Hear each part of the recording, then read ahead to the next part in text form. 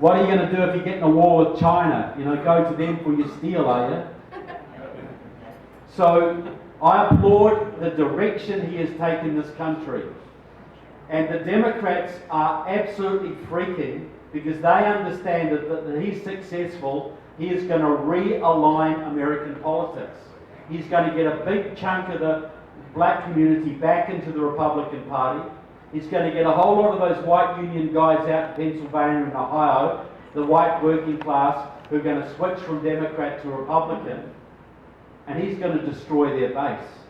If he is a successful president and he can win in 2020, by the time 2022, 2024 rolls around, the Democrats will be decimated. Yeah. And that is why they are freaking people, because they understand their survival, their actual survival as a party is at stake. That's the stakes that they see. So this is their plan, people. They have a plan. They always have a plan. This is how they plan to fight back. Their last desperate effort. Now, anybody fought in Vietnam here? Thank you, gentlemen. I'll say that. Thank you very much. Anybody was there when the Tet Offensive was on? Well, the Tet Offensive, as you all would know, was you had the North Vietnamese beat. They were pretty much done. But in 1968, they mounted this last-ditch, absolute offensive on American bases all over South Vietnam. They launched a suicidal wave of attacks against every base they could, and they were absolutely slaughtered. It was a huge military defeat, but it turned the tide of public opinion in America. It turned the tide against the war. Just when you thought you had them beat, they're doing this massive offensive, and the peace movement and the American media says, see, look, we can't beat these guys. What are we wasting American lives for? And that is what turned American public opinion away from supporting the war. Well, the Democrats now are in the middle of their Tet Offensive. They are throwing everything they possibly can at you in one last desperate attempt to turn public opinion away from you, recapture the House and the presidency in 2020, legalise every illegal immigrant they can, and then they've got you. That's their plan. Well, we got to call their bluff, people. This is the time to double down. This is not the time to give up. This is the time to absolutely double down. So the Democrats' plan is this. First is very obvious. You see this all around. Denigrate President Trump, divide his base, criticise, impeach, slow him down, whatever you can to stop him doing what he wants to do. Have you seen this happening, people, by any chance? Yeah. It ain't just in the Democrats either. We all know that. Yeah. The second part is a little more complicated, and you'll see this has been playing out in your state. Now, back in the who remembers the old Jesse Jackson Rainbow Coalition of the 1980s? Okay? The great scamster Jesse Jackson. He had a very smart idea for a leftist. He said, what you do, you have to unite the minorities into a voting bloc. So he went out with his Rainbow Coalition and got the progressive whites and the progressive blacks and the progressive Latinos and the progressive gays and the progressive Muslims and the progressive Native Americans, progressive Asian Americans. So he had a white, brown, black, yellow, lavender, red coalition. And that's what their terminology, right? The Rainbow Coalition.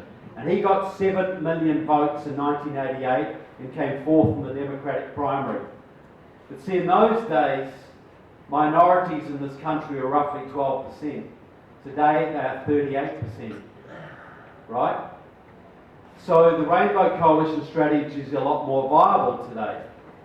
So a leading member of the Rainbow Coalition was completely run by Maoist communists. League of Revolutionary Struggle, Line of March, Communist Workers' Party, pro-Chinese communists with a complete backbone of that organisation. And one of them was a young man called Stephen Phillips from Stanford University, very closely associated with the League of Revolutionary Struggle. And he was part of the Rainbow Coalition. He took a whole year off in 1988, worked on the campaign, was a West Coast student organiser for Jesse Jackson. In 1990, the League of Revolutionary Struggle dissolved and they all went into the Democratic Party, about 2,000 of them. Stephen Phillips got married. He married a young woman called Susan Sandler, who was the heiress to a $2.8 billion fortune. It was a big savings and loan in California that sold out to Wachovia and virtually bankrupted Wachovia. It was not a good deal, but they got the money. And that money, half of it went into supporting the left, into candidates, into the Centre for American Progress, into ProPublica and other causes. The Sandlers are big donors. It also went into the Democracy Alliance, which Steve Phillips helped to found. That is a secretive club of leftist billionaire donors. George Soros, Tom Steyer, Norman Lear, a whole bunch of other names, rich Democrat donors. And they got organised. Now, Steve Phillips in 2008 got together with some other Maoists from Stanford University and they raised $10 million, and they organised voter registration drives in 18 states for a young senator from Chicago. You might have heard of him, right? Barack Obama. There would have been no Barack Obama without Steve Phillips and his money. So Steve Phillips set up a group called Power Pack, and its purpose was to fund candidates of colour around the country, to pick out young, progressive Latinos, blacks, Asian Americans, and get behind them and elevate them, and do voter registration drives in states that had high minority populations that didn't normally vote. Now, Steve Phillips has a logic. He's got a book called Brown is the New White, endorsed by Barack Obama, endorsed by Nancy Pelosi. It is the blueprint for the Democratic Party now. Because Steve Phillips makes a very simple argument. Democrats, stop wasting your time going for the middle swing voter. Complete waste of time, huge amount of money, you get nowhere. Go for your progressive base. Do massive voter registration drives among your black communities, your Latin American, your Asian American communities, Latino communities. They argue, don't try and turn atheists into Catholics, just get the Baptists to go to church. There are millions of what they call low propensity voters, especially in the southern states, black and Latino communities who don't vote. And that's where all their money is going right now. Right now. So Steve Phillips argues that 23% of the electorate are progressives of colour. They all vote, Latino, black, Asian American. 28% of the electorate are white progressives. They will vote Democrat if Adolf Hitler was on the ticket. They wouldn't care. 23 plus 28 is 51%. The new American majority. This is the Rainbow Coalition all over again. Now, Steve Phillips, you remember the Alabama fiasco, right, with Roy Moore? So Roy Moore should have easily won that election, but he got in trouble with the scandals. We're seeing it all happen again with the Kavanaugh nomination. And so Steve Phillips poured about $8 million into that state. They started up what they call the Vote or Die Coalition, and they went into every black community, every Latino and Muslim community in the state. And they signed them all up to vote, massive voter registration drives, massive get out the vote effort, and they won by 20,000 votes, elected the Democrat. And the head of CARE in Alabama, the Muslim Brotherhood Front, the Council on American Islamic Relations, boasted that they had won the election for Doug Jones because the margin was 20,000 and they signed up 20,000 Alabama Muslims and they all voted for the Democrat. So that was one victory. Now why do you think Virginia used to be a red state and now it's not? Because that's part of it, because Steve Phillips is working through a group here called New Virginia Majority. It is like an Acorn. A lot of the people are ex-Acorn. They have orange t-shirts. They work very closely with Terry McAuliffe and the Democrats. And they have signed up approximately 300,000 voters in your state. And they are the ones who work with Terry McAuliffe to get 200,000 felons voting. That's added probably 400,000 Democrat voters to your state. New Virginia Majority is funded and aided by Steve Phillips. The co-director of it serves on one of Steve Phillips' boards. And the leader of it is a man called John Liss, who is a card-carrying member of the Freedom Road Socialist Organization, a Maoist, communist, pro-Chinese group. And they have flipped this state, people. They have flipped it. And they are using maps to target voters and housing projects and wherever, micro-targeted maps which come from a guy called Steve McClure, who's a Freedom Road Socialist Organisation supporter, who's been working for the last 8 years out of the Geography Department of Wuhan University in China. So Chinese-produced maps are being used in your state to flip this state, people, right now. And you cannot tell me the Chinese authorities are not aware of an American communist working in their universities sending geographical micro-targeting data to Virginia. You cannot tell me they do not know about this, people. No doubt they are paying the guy's salary. So what do you think? So this is how they have flipped Virginia. They gave Terry McAuliffe, this Marxist organisation, gave Terry McAuliffe a prize, a big certificate at their fundraising dinner for his work in legalising felon voters. So the communists have flipped your state. And they are working with the Muslim groups, they are working with the Acorn type groups, the SCIU, but they are the backbone of this New Virginia Majority. Look it up, Google them, go to their Facebook page, see what I'm telling you. And this is a Maoist communist organisation, folks. And they are working with the Democratic Socialists of America, which has 4 chapters in your state and about 800 members. And they are out there every day signing up minority voters under your noses right now. Say the name again. New Virginia Majority. Run by New. NVM. New Virginia Majority. They wear orange t-shirts. You'll see them around. They're a continuation of Acorn, basically, run by pro-Chinese Maoist communists. So they have a sister group called New Florida Majority. And they are down there right now signing up hundreds of thousands of black, Latino and Puerto Rican voters in Florida. See, Steve Phillips is running 4 candidates for governor in states this year. All minorities. David Garcia in Arizona, Ben Jealous in Maryland, who's part of this cabal, Stacey Abrams in Georgia, and also Andrew Gillum in Florida. And all of them are Marxist people. All of them are full-on communist Marxists. And Gillum is 6 points ahead right now. David Garcia is running neck and neck with the Republican. Ben Jealous, I think, is a little bit behind. And Stacey Abrams beat her Democrat opponent, who was expected to win by more than 50 points.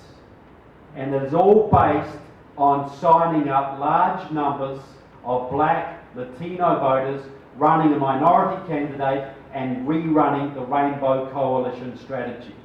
That's exactly what they are doing right now, folks. So these Republicans who think they're going to have an easy time of this do not understand what they're up against. This is a major communist operation. There are 50,000 card-carrying communists in this country right now, 50,000 with Democratic Socialist America, 5,000 with the Communist Party USA, and at least 2,000 with Freedom Road Socialist Organisation, who have formed a formal alliance to infiltrate the Democratic Party all over the country. And they are doing it big time, folks. So what it is, it's not that the communists are taking over the Democratic Party from moderate Democrats. It is young communists taking over from old socialists. That's basically what's happening. So, this is where we are, people. If we lose 2020, we lose 2018, we lose the House, the President gets impeached, the whole process grinds to a halt, and this is, I'm going to tell you right now, who they're going to run in 2020. Because they'll sorry? No, they got it all worked out though. Don't get ahead of me. At Stanford University, Steve Phillips had two friends. One of them was a young black football player who is now the senator from New Jersey, Cory Booker. Steve Phillips has completely financed his campaign from start to finish. He is complete protege from this man. I've got a thing that Steve Phillips wrote out. He said, I used to study Mao and Marx and Lenin. Cory Booker is not a full-on communist like us, but we still got to get behind him because he's pretty damn close. Right? This is his message to the other progressives. The other one, he had a little friend who was a real radical, a real communist.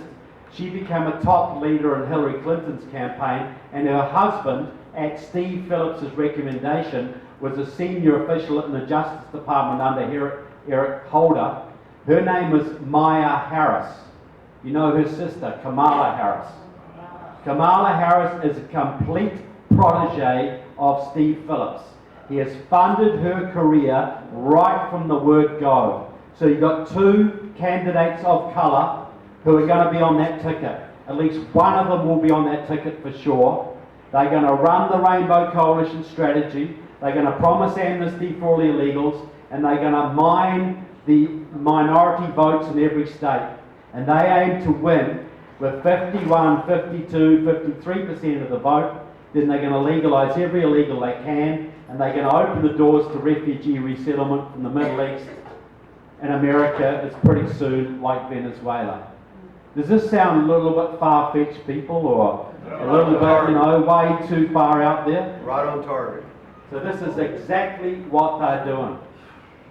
But their weakness is the fact that they didn't count on President Trump. They thought Hillary Clinton was going to finish the job for them.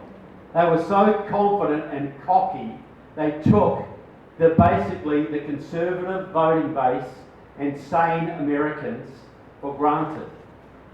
And they're still taking them for granted. So this is how I see it. If we sit back in the next few weeks, in the next 2 years, and do a bit more, play a bit more golf, and spend more time with the kids and whatever, and just trust to luck that President Trump wins the next election, well, maybe he will. Maybe. But if he doesn't and gets impeached, we're going to be facing President Cory Booker or President Kamala Harris in 2020. We're going to be facing a swamping of our voting base we've never seen before. And I don't know how we ever come back from that, folks. And I guarantee you this, your children live in slavery if that happens.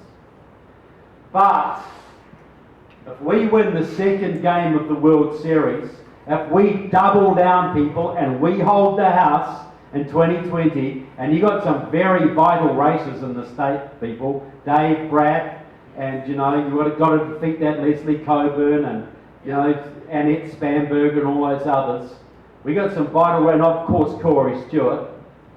We got some very vital races in this state, and if we can stop the Democrats taking back the House and get 2 or 3 more good senators in the Senate. Now you imagine, you've seen what President Trump could do having to deal with idiots like Lisa Murkowski and Susan Collins, right? In the Senate.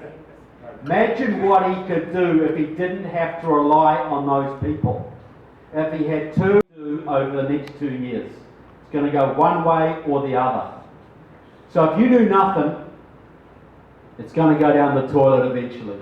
But if you give it everything you've got, everything that's within you, for your God, your constitution, your country and your family, two things may happen. You may give it everything you've got and earn the right to look your children in the eye and say, I did everything I possibly could. And what is that worth to you, folks? Everything. And if you win, and you absolutely can win this, folks, you absolutely can win it, you will spark an economic boom like we have never seen before. You will spark, even better than that, you will spark liberty revolution in this country and beyond America's borders. Do you not think the Canadians want freedom too? And the Mexicans and the Colombians and the French and the British and the Italians and the Australians? They're all chomping at the bit too, people. And they're looking at America. Because if America goes down, their hope goes with it. But if America can regenerate itself and re-establish the Constitution and liberty and prosperity and rebuild the American military, that is going to inspire liberty revolutions all over the planet, folks. That's going to charge people up all over like you've never seen before. So what I'm asking you from you people, I'm asking you to dig deep and double down. Because the fate, I'm not trying to put a big responsibility trip on you people, but the fate of the Western world depends on you, right? The fate of your children, and it has for a while. Look, I just want to tell you a story, because this is Virginia, and I know you've got Dave Bratt people here. And I want you to understand, back in 2013, I can't remember when Dave got elected, but around that time, I was in Jim Bridenstine's office on Capitol Hill. He's a very conservative rep from Oklahoma who's now going to head NASA, I believe. And he told me the rhinos are going to pass amnesty this Friday. They've already got it through the Senate, and they had the numbers to push it through the House, right? They were going to push amnesty through. And I said, look, do they understand this is going to destroy their country? He says, well, they don't see it that way, and they're getting a lot of money from the Chamber of Commerce, and they want cheap labour, and they've got the numbers to do it. And I walked in, and I said, can we stop this? He said, there's no way. I've got the numbers. It's a done deal. And I walked out of that office very depressed. Later that week, a whole bunch of you guys, a couple of hundred Tea Party volunteers with a couple of $100,000, got behind Dave Bratt, and you took out Eric Cantor with his $5 million by